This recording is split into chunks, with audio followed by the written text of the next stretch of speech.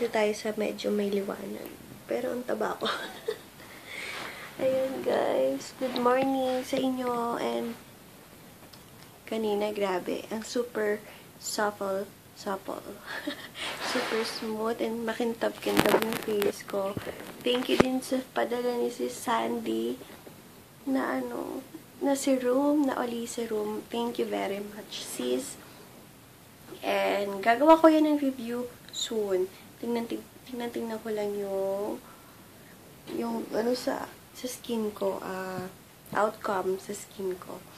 Ayan, good morning, 6:30 na. Maaga na naman ako nagising. Maaga pa yun. Kaya yung boses ko ganito pa, parang iba-iba, husky. So, ayun. I-export ko ng vlog ko kahapon para ma-upload ko agad today kasi kahapon wala akong vlog. And na-upload ko na pala yung do's and don'ts, mga ipapahid or hindi dapat ipahid once or bago mag-swimming. Mga do's and don'ts bago mag-swimming, kung anong dapat ipahid or dapat gawin, dapat gawin muna bago mag-swimming. Yun, gumawa ko ng video doon para malaman nyo lahat ng mga ginagawa ko din. So, ilalagay ko yung link below sa mga hindi pa nakakanood. And, ayun, thank you pala sa mga new subscribers. Thank you very much at nakapag-subscribe kayo. Don't worry, magagamit nyo yung pag-subscribe. Diba yan? Don't worry, magagamit nyo yung pagsusubscribe nyo sa akin sa mga giveaway ko soon. Ayan. Okay, guys. Tatayo na ako nito. And mag-aalmusal na. Then, magpapack na. Kasi madami akong orders for today kasi dumating na yung scrap soap ko. So, busy-busyhan ng lola nyo today. So, ayun guys. Bago na. Good morning. Ay, good morning. Nag-good morning na pala ako kanina. Maaga akong aalis ngayon. Ayan. Nakapag-face powder na ako and lipstick. Nag-loud lipstick na lang ako kasi hindi na ako mag-aayos ng aking face. Nag-powder na lang ako. Sobrang init ngayon kaya nag-sleeveless na lang ako. So, ayun. Ginamit ko ulit yung serum na bigay sa akin ni si Sandy. Thank you ulit si Sandy. Okay siya. Para talaga siyang supple. And, ang napansin ko, alam nyo ba, yung tinuturo ko sa inyo na yan, aaminin ko, kahapon kasi, parang kinalikot ko yung, may isa kasi akong blackheads dito, so kinalikot ko. Ewan ko, ba't naging ganyan? Kinabahan nga ako eh. Para siyang magpipimple, ewan ko ba? Kaya, lesson learned guys, huwag niyong pakialaman yung blackheads nyo. Meron kasi tumubong blackheads. So, kinalikot ko. Ayan, yun na napapala ng mga OA na tao. Gaya ko. So, ayun guys, mag-aano lang muna ako. Magkaayos na ako ng hair. Then, punta na kami mall. Samahan ko lang yung mama ko na magpapapedicure daw siya sa SM.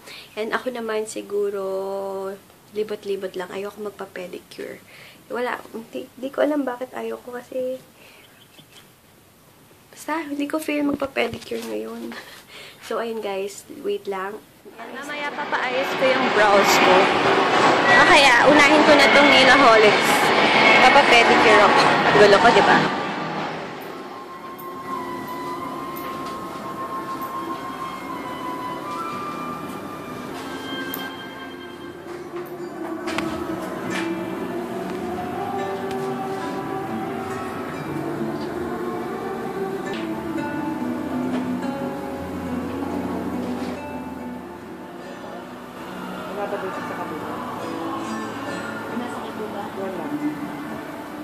Muna na ako sa mama ko para makalibot ako ng konti. Okay, sa Nailaholics, pumisilip na ko dance ko dito.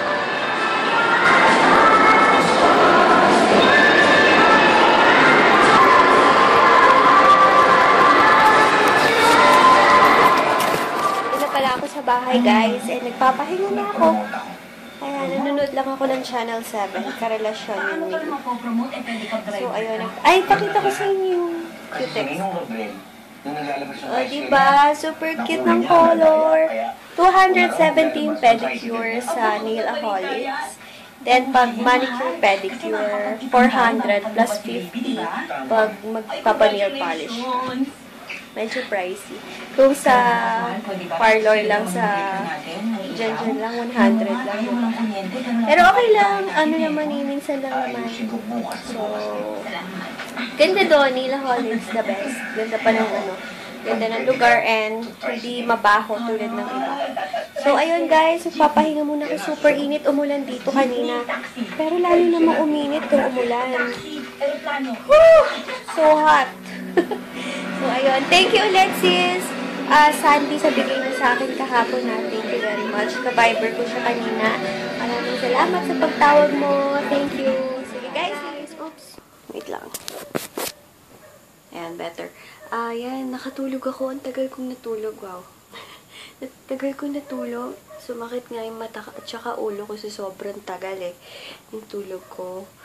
Sobrang pagod na din siguro. Ayan. Mag-shoutout na lang muna ako. Hi kay Faye Hazel Obero Gallo. Hi sis. Thank you for, laging pag-PM sa akin. Ayan. Kagising ko, gusto ko sanang, mag-wipes nung nabili ko sa Nivea. Kaso, saka na. Hindi na lang. Tinamad din ako mag-wipes. Wala ata ako masyadong vlog for today. Pasensya na.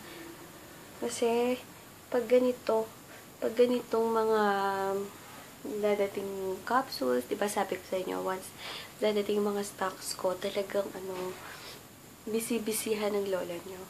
So, ayun, mag-answer lang ako ng inquiries nyo kasi medyo tumambak na yung mga nag-PM sa akin, baka may magalit. Kaya, mag-answer. Hi guys! Ang gulo-gulo ng may bantik, tinuringan pa naman akong vlogger. Ganito yung itsura. Pasensya na. Ayusin ko. Wait. Ayan, better. Grabe yung oily ko.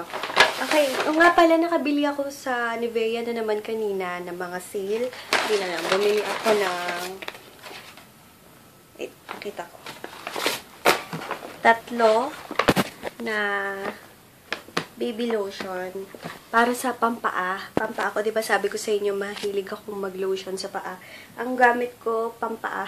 Hindi naman pampaa kasi gusto ko kasi pag sa paa ko, ayoko naman i-super lotion or VCO lotion or mga bleaching lotion kasi sayang naman. Bumibili talaga ako ng medyo murang lotion para sa paa ko para kinakaskas ko dito sa kulapo ko.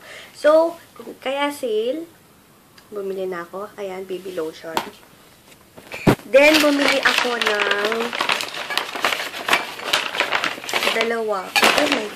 dalawang Nivea Sun Protect and Light Feel. Alam nyo ba, pang swimming daw talaga to. Kaya okay to kasi waterproof na siya. So, ito yung bilhin nyo. Kaso, hanggang ngayon na lang yung sale. Ito yung bilhin nyo once swimming or lagi kayo direkta kayo sa init, diba? Ang regular price niya is 560. Kaya, nakuha ko lang siya ng 50% off. 250 mahigit. Or 280. Then, bumili ako ng lip balm. And, hindi ko nakita na Nivea Men. Pero, kinuha ko na kasi siya kasi may SPF 15 siya. Ayan, SPF 15 kasi, ayun, di naman siguro masama kung gagamit ako ng for men. Diba? Parehas lang naman, diba? Ang hinabol ko dito yung SPF niya. So, ayun, yun lang nabili ko kanina. Talagang nag-last day ako na shopping sa Nivea. And excited ako dito sa mga moisturizing lotion ng Nivea. Kaya, ayun. Okay, wala akong masyadong vlog for today. Kaya, nakapag-decide ako na i-explain sa inyo yung mga soaps ko, kung ano yung use nila or what. Basta, kasi yun din yung tinatanong nyo sa akin, yung mga use, yung mga dapat sa skin tone nyo. Okay, start tayo. Kaya ang oily ko, grabe. So, once kayo, sensitive skin and may dry skin kayo, ang masasuggest ko sa inyo is Premium Whitening Soap. And kung gusto niyo ng medyo premium whitening, i-combine nyo siya ng YC soap. Itong dalawa. Pero okay lang din. It's okay naman na isa lang yung gamitin nyo para lang sa mga nagmamadaling magpaputi na gustong may kakombi. Yon. Pero once dry skin, sensitive ang skin, mapapayo ko sa inyo yung YC Premium Whitening Soap. Supreme din yung whitening effect nito, kaso hindi siya nakaka-micropeel. Then, sa mga hindi naman sensitive yung skin and gusto ng micropeeling, masasuggest ko sa inyo, YC soap, combi with super whitening soap. Or, YC soap and papaya soap. Either of the two ha. Basta wag nyong ipapawala yung YC soap kasi ito talaga yung pinaka the best for whitening. Then, kung gusto nyo naman ng whitening plus slimming, YC soap and coffee slimming soap. Then, ang masasuggest ko sa face, ang gamit ko kasi itong Japanese Diamond Peel Soap. Then, sa gabi is yung Poreless Soap. Nasabi ko na ata yan. Then, kung sa mga bata naman, and yung mga pawisin talaga, ang masasuggest ko is YC soap or bleaching tawa soap. Wala akong label na upusan, sorry. And okay din ang Gold Argan soap sa mga sensitive skin, sa mga kids, okay din. Ano pa ba? Acne Clear soap is for anti-acne. And anti-acne at the same time, nakakapang rosy cheeks siya. Basta, hirap ako sa cheeks. Okay. Then, ano pa ba? Yan, super whitening, okay din siya for micropeeling and whitening. Super okay siya. Basta yun yung masasuggest ko sa inyo. Basta, kung nagpapaputi kayo, huwag kayong magpapawala ng YC soap. Kasi, okay talaga siya. Yun yung pinasadya ko talaga sa lab. And, wala na kayong makikita ganyang formula kasi yung formula na yun is for YC lang. Excuse me. Kung may makikita kayo na same color, hindi. Huwag kayong maniwala doon kasi may, yung totoong YC soap is may engrave sa soap na YC. Kasi madali lang naman magpagaya ng color eh, 'di ba? Pero yung formula is ibang-iba. So, ayun. Sana may natulong ako sa inyo sa pagdating sa mga soap ko and sa mga request nyo na sagutin ko sa vlog is tanong nyo lang sa akin. Try ko pala itong yung exfoliating wipes ng Nivea. Nabili ko din siya ng sale. Itong Pure Effect 3-in-1 Daily Deep Cleansing Exfoliating Wipes. For oily and impure skin. Sabi dito, beautiful skin which is visibly pure and refined. Okay. Peeling side exfoliate. Tapos makikita nyo sa wipes talagang may dot siya. Parang ma-pores. Try ko na.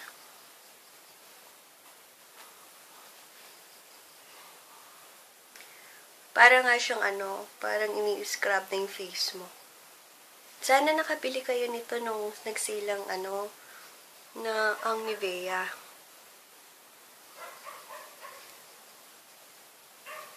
Mali ako. Dapat pala, once nagto-toner kayo ganito ang stroke nyo. Laging ganyan. Para nababanat yung face nyo.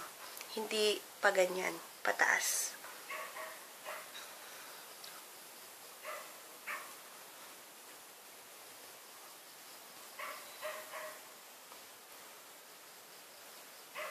Ang sarap ng feeling. Thank you ulit si Sandy Thank you. Ang ganda ng na-try ko na yung serum talagang ganda. Thank you ulit si Sandy. And nag-message sa akin si Ate Annabelle. Pag-uwi daw ng anak niya, may padadala din daw siya sa akin. Maraming salamat sis. Super thoughtful yung mga subscribers ko. Maraming salamat. And talagang babawi ako sa inyo, promise. And balak nga namin magkita nung anak nung Mrs. Annabelle para, 'di ba, mag-give back ko naman. Padalan ko din siya ng ng mga YC products and may order din kasi siya. So, ayun. Thank you sa lahat ng mga nagiging thoughtful sa akin. Maraming salamat at hindi nyo, hindi kayo nangihinayang talaga. Diba, syempre, magkano na yung binibigay nyo sa akin. Maraming salamat talaga. Kaya, alam nyo ba, kaya gustong-gusto kong magpa-giveaway lagi. Kasi para mag-give back ko yung love na pinapakita nyo sa akin. Yung pagko-comment nyo pa lang or yung pag-like nyo pa lang sa videos ko, talagang malaking kasiyahan na sa akin yan. So, ayun, yan. Natanggal na yung mga pagka-oily ng face.